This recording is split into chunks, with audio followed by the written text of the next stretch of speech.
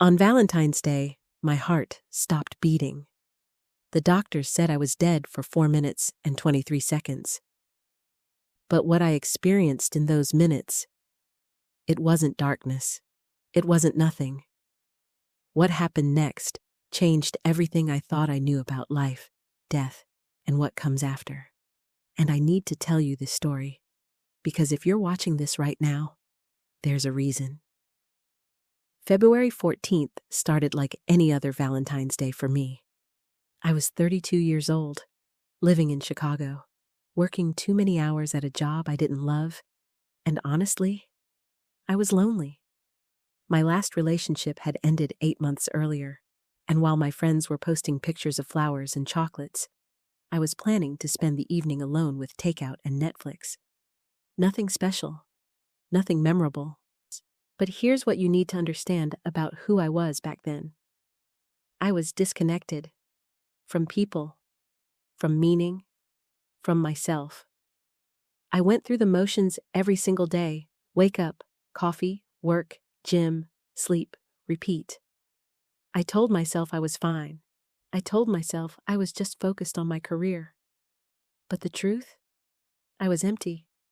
I felt like I was watching my own life happen from somewhere far away, like I wasn't really living it. That morning, I remember standing in front of my bathroom mirror, and for just a second, I didn't recognize the person staring back at me. It sounds dramatic, but it's true. I looked tired, hollow, like something essential had slowly leaked out of me over the years, and I hadn't even noticed it was gone. I had no idea that in 12 hours, everything would change. That this would be the last morning I ever took a single breath for granted. It happened at 7:47 p.m. I remember the exact time because I was looking at my phone when I felt it. The first sensation was strange, not painful, just wrong. Like my heart suddenly forgot how to beat properly.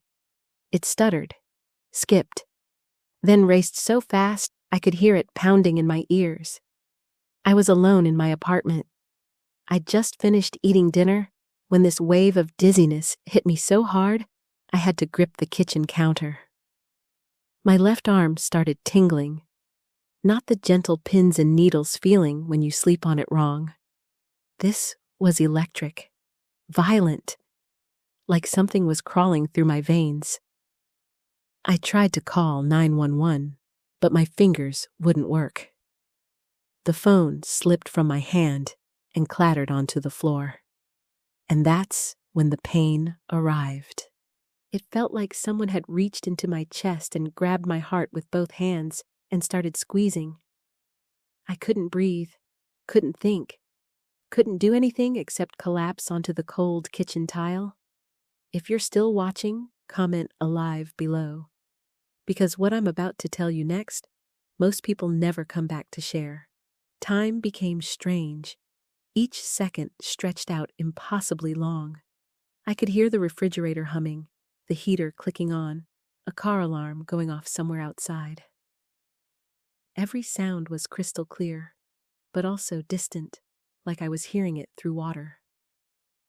My vision started narrowing, like I was looking through a tunnel that kept getting smaller and smaller. The edges of my world turned dark, then darker, then completely black. And then, silence. Not the silence of a quiet room. The silence of nothing. Absolute nothing.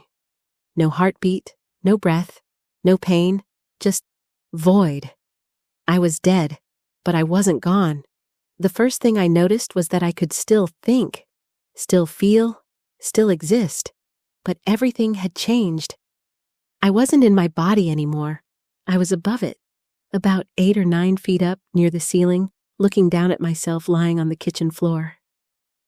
And here's the thing that nobody tells you about dying. When you see your own body from outside of it, you don't immediately panic.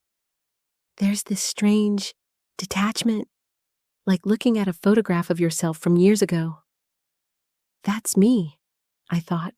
But also, that's not me. Not anymore. I could see everything with impossible clarity. The way my arm was twisted at an odd angle. The phone still glowing on the floor. Emergency services recording silence. A coffee stain on my shirt I hadn't noticed before. Everything was more vivid, more real than anything I'd ever seen while I was alive. Then I heard the sound of footsteps. Heavy, running. My neighbor, Marcus, had heard the crash when I fell. I watched him pound on my door, calling my name. I tried to answer him, tried to say, "I'm here, I'm right here." But I had no voice, no body, no way to reach him. He kicked the door in. I'd never seen Marcus look scared before, but when he saw my body on the floor, his face went completely white. He dropped to his knees beside me and started chest compressions. I could see his hands pressing down on my chest, could see my body moving with each compression, but I felt nothing. It was like watching a medical show on TV, except the person on the floor was me. "Come on, come on." "Don't do this," Marcus was saying. I could hear the tremor in his voice. He was terrified, and something about seeing his fear, seeing how much he cared, made me realize something I'd forgotten. I wasn't as alone as I'd thought. People would miss me. People would grieve. Subscribe if you believe there's more after death. Because I'm about to show you there is. The paramedics arrived. 6 minutes had passed since my heart stopped. They took over from Marcus, working with mechanical efficiency, shocking my chest, injecting medications, performing CPR with ruthless precision. And I watched all of it from above, feeling strangely calm, peaceful even. Then I noticed I was rising higher, drifting away from my body, from the paramedics, from Marcus standing in the corner with his hands over his mouth. The apartment grew smaller below me, and I wasn't afraid. I should have been terrified, but I felt free, lighter than I'd ever felt in my entire life. The ceiling didn't stop me. The roof didn't stop me. I passed through them like they weren't even there, and suddenly I was outside, floating above the city. I could see the ambulance lights flashing below, the February snow falling through me, not on me. The whole city spread out like a map of lights and shadows. And then I saw something that changed everything. There was a light in front of me, not the harsh light of a street lamp or headlights. This was different, warm, golden, alive. It didn't hurt to look at, even though it was impossibly bright. And I knew, somehow I just knew, that I needed to go toward it. The moment I focused on the light, everything else disappeared. The city vanished. The cold vanished. All the noise and chaos of the world just stopped. And I was moving toward the light, or maybe it was coming toward me. Distance didn't mean anything anymore. As I got closer, the warmth intensified. Not physical warmth, something deeper. Like every cell in my being was remembering what it felt like to be completely, unconditionally loved. Have you ever had a moment where you felt absolutely safe? Where every fear, every worry, every anxiety just melted away? This was that feeling multiplied by infinity. The light opened up, and I entered a place I don't have words for. It wasn't a place in the way we understand places. It was more like pure existence, pure consciousness. The closest I can describe it is standing in an infinite ocean of love and peace and understanding, where everything made sense and nothing hurt anymore. Like this video if this story gave you chills, because I promise you, the most important part is still coming. I wasn't alone there. I could feel presences around me. Not people with bodies, but consciousnesses, beings of pure light and love. Some felt familiar, like I'd known them forever. Others were completely foreign, yet still welcoming, still kind, and they showed me things, not with words, not with images. They showed me by making me understand. I saw my entire life from a different perspective. Not just the big moments, the graduations and heartbreaks and achievements. I saw the small moments. The time I smiled at a stranger in an elevator and they smiled back, and how that tiny interaction changed their entire day. The time I left a generous tip for a waitress who was having the worst shift of her life, and how she cried in the bathroom afterward because it meant she could buy her daughter's medication. I saw how every single action I'd ever taken had rippled outward, touching other lives in ways I'd never known. The good things I'd done that I'd forgotten about, and the careless things I'd done that hurt people in ways I never realized. But here's what shocked me most. There was no judgment. No one was condemning me or keeping score. The only judgment I felt was my own, seeing the moments where I could have loved more, could have been kinder, could have been more present.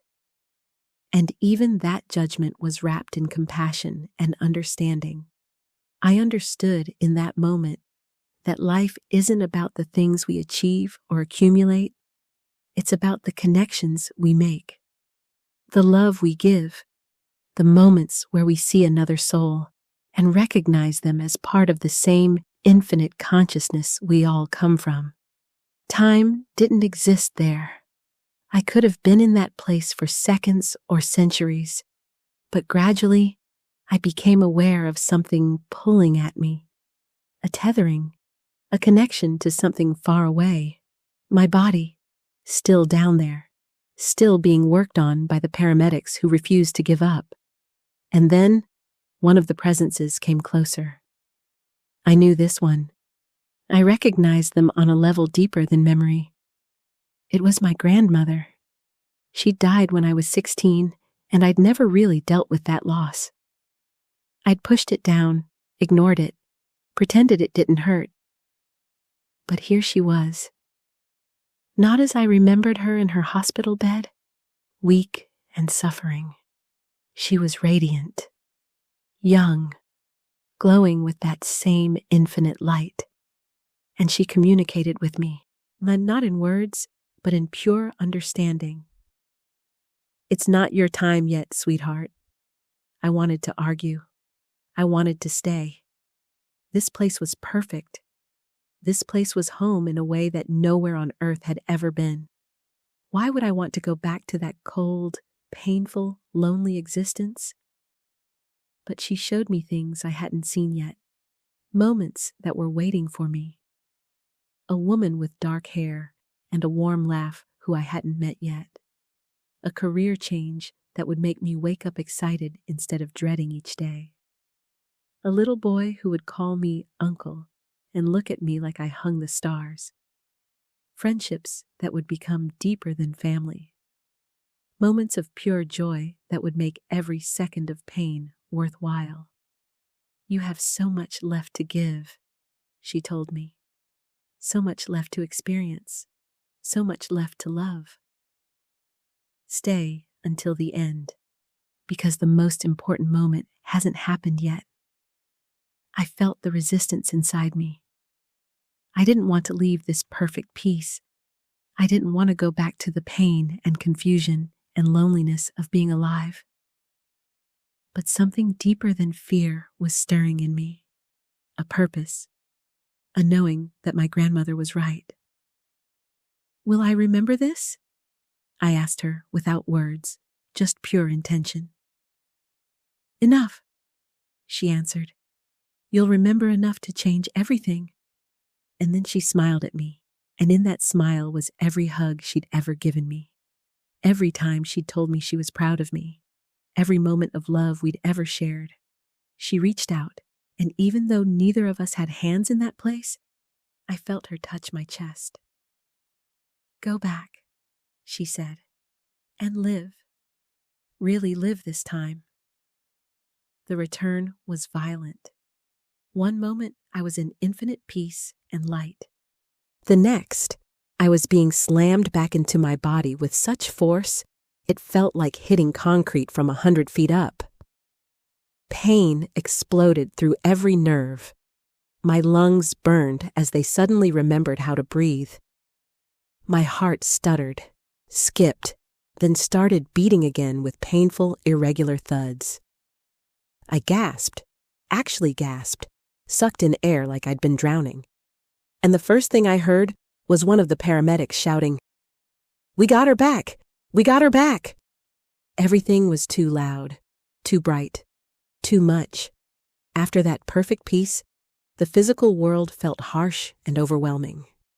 I couldn't open my eyes yet, couldn't speak, could barely process that I was alive again. But I was alive. The ambulance ride to the hospital was a blur of pain and confusion. I kept drifting in and out of consciousness, and each time I slipped under, I could still feel that warmth, that light calling to me. It would have been so easy to let go, to drift back to that perfect place. But I remembered my grandmother's words. I remembered the things she'd shown me, the life I hadn't lived yet. So I held on. They told me later that I'd been dead for 4 minutes and 23 seconds, that my heart had stopped completely, that by all medical logic, I should have significant brain damage from oxygen deprivation. But when they ran the tests, everything was fine. Better than fine. The cardiologist couldn't explain it. Called it a miracle. I just called it a second chance. That was 3 years ago today.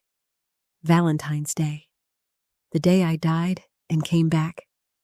And I meant it when I said everything changed. Not overnight, not magically, but slowly, surely, I became a different person. Or maybe I became the person I was always meant to be. The fear of death? Gone. Completely gone. How can you fear something you've experienced? How can you fear going home? Because that's what it felt like. Not an ending, but a return to something infinite and beautiful. But more than losing my fear of death, I gained something more valuable. I gained presence. I stopped sleepwalking through my life. I started actually seeing people. Really seeing them. The grocery store clerk, who always looked tired. The homeless man on the corner, who everyone ignored. My coworkers who hid their struggles behind professional smiles. I remembered what I learned in that place of light. That every interaction matters. That every moment of kindness ripples outward. That we're all connected in ways we can't see but can feel if we pay attention. I quit my job 6 months later. Started working at a nonprofit helping people in crisis. The pay is less, but I wake up every single morning knowing my life has meaning, knowing I'm making a difference. I met Sarah 11 months after I died. The woman with dark hair and the warm laugh that my grandmother showed me. We're engaged now, getting married this June. And yes, every single day I look at her and think about how close I came to never meeting her. How I almost missed this love. Marcus, the neighbor who saved my life, he's one of my closest friends now. We have dinner every week. I told him everything I experienced, and instead of thinking I was crazy, he cried and said it gave him hope. That's what this story is really about. Hope. If you've watched this whole video, I want you to know something. You're here for a reason. Your life, no matter how hard it feels right now, no matter how empty or pointless it seems, has meaning, has purpose, has value beyond anything you can imagine. The people you'll help, the lives you'll touch, the love you'll give and receive.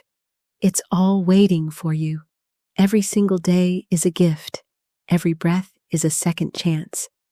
I died on Valentine's Day 3 years ago, but that was the day I actually started living.